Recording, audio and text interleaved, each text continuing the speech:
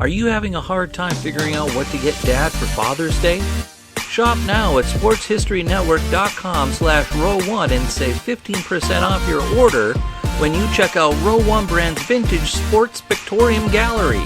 They have America's best sports art. With over 7,200 historic sports prints, you're assured to find something unique for Dad this Father's Day. If he's an NFL buff, check out the 1963 vintage NFL helmet poster. Shop now at sportshistorynetwork.com/row1.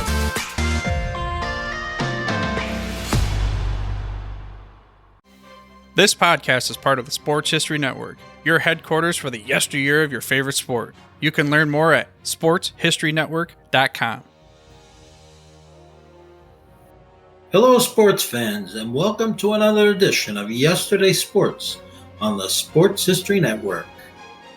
Today, we will do part 2 of NFL coaches. Some are in the Hall of Fame and some aren't. We'll take a look at the career of Tom Flores. His overall career record was an unimpressive 105 wins and 90 losses, which included 3 dismal seasons with the Seattle Seahawks, where he went 14-34. Many will point to these 3 seasons with the Seahawks as the reason he is not in the Hall of Fame. But consider this: Hank Stram, who is in the Hall of Fame, went 7-21 in his 2 seasons with the New Orleans Saints. Marv Levy, who is also in the Hall of Fame, went 31-42 in his 5 seasons with the Kansas City Chiefs. Flores took over an aging Oakland Raiders team in 1979. They finished the 1978 season with a very average 9-7 record. It was their worst record since 1964, and the first time they failed to reach the playoffs since 1971. In 1979, Flores' first season, they again finished 9-7 and failed to reach the playoffs.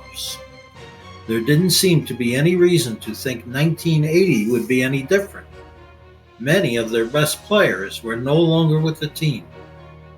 The Raiders began the 1980 season with a 2-3 record.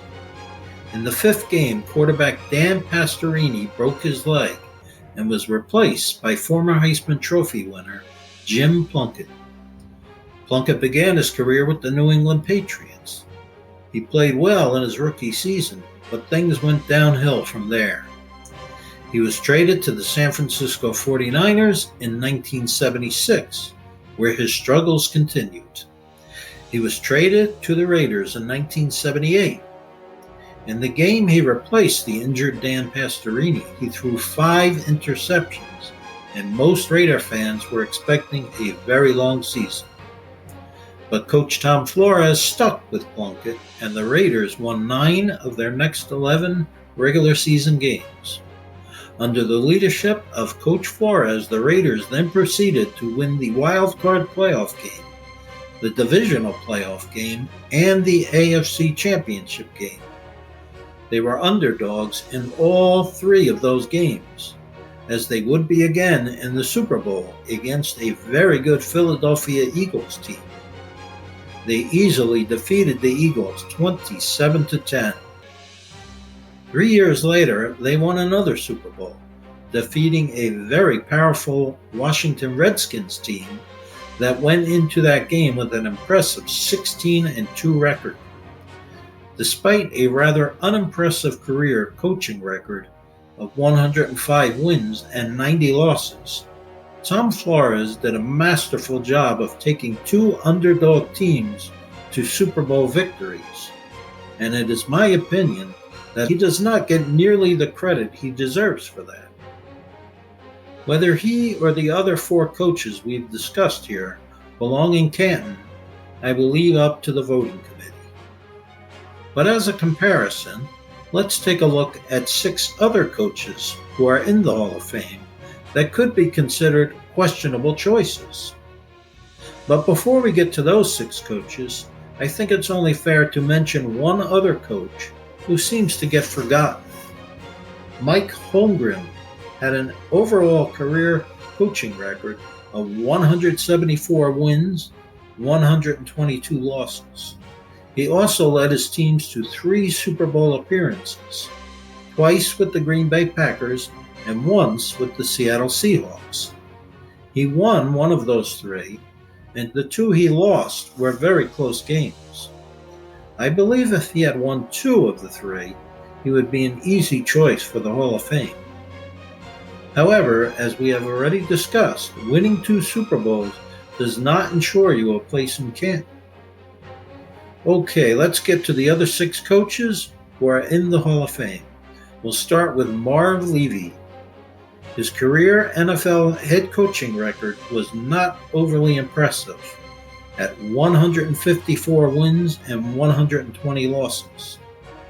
To his credit, he is the only coach in NFL history to lead his team to 4 Super Bowls in a row. Unfortunately, he is also the only coach in NFL history to lose 4 Super Bowls in a row. Next, we'll look at the NFL head coaching career of George Allen. Allen has an impressive overall record of 118 wins, 54 losses, and 5 ties, but an unimpressive record of 2 wins and 7 losses in postseason play. His best season as head coach was 1972, when he took his over-the-hill gang, the Washington Redskins, to the Super Bowl. They lost that game to the undefeated Miami Dolphins. Bud Grant was a 4-time Grey Cup champion in the CFL. And yes, I know it's called the Pro Football Hall of Fame, not the NFL Hall of Fame. But let's be honest. What you did in the CFL or USFL just isn't going to impress many of the voters. Grant's NFL career record is a very good 168 wins, 108 losses, and 5 ties.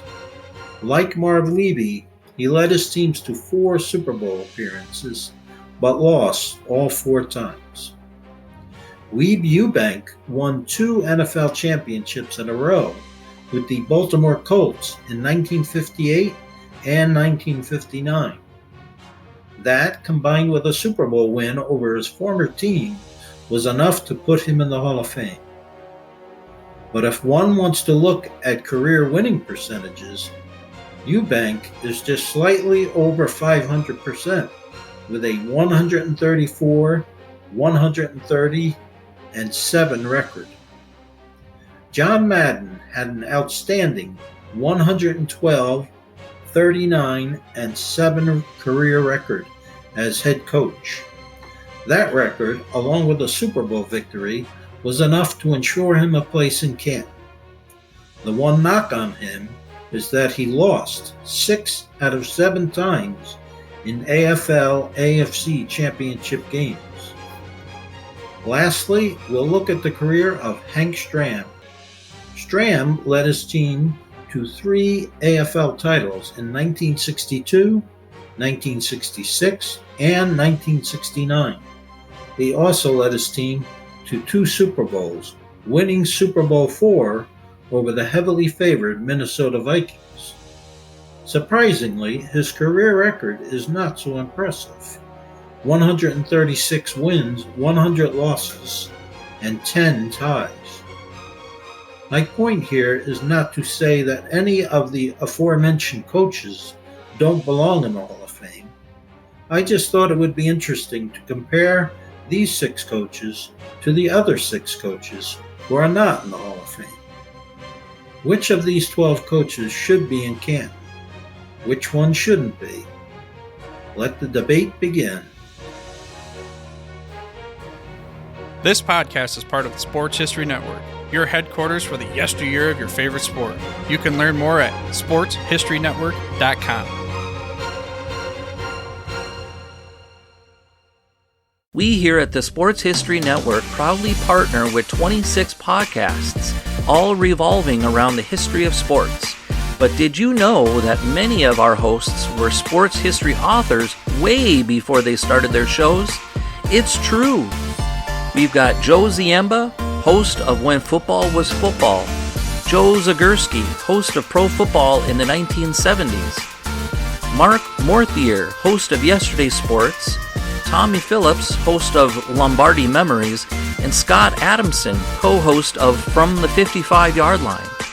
All these authors have many books for you to choose from. To check them out, go to our website at sportshistorynetwork.com/sportshistorybooks. Pick up your copy today. Soundtrack provided by Kevin MacLeod of filmmusic.io.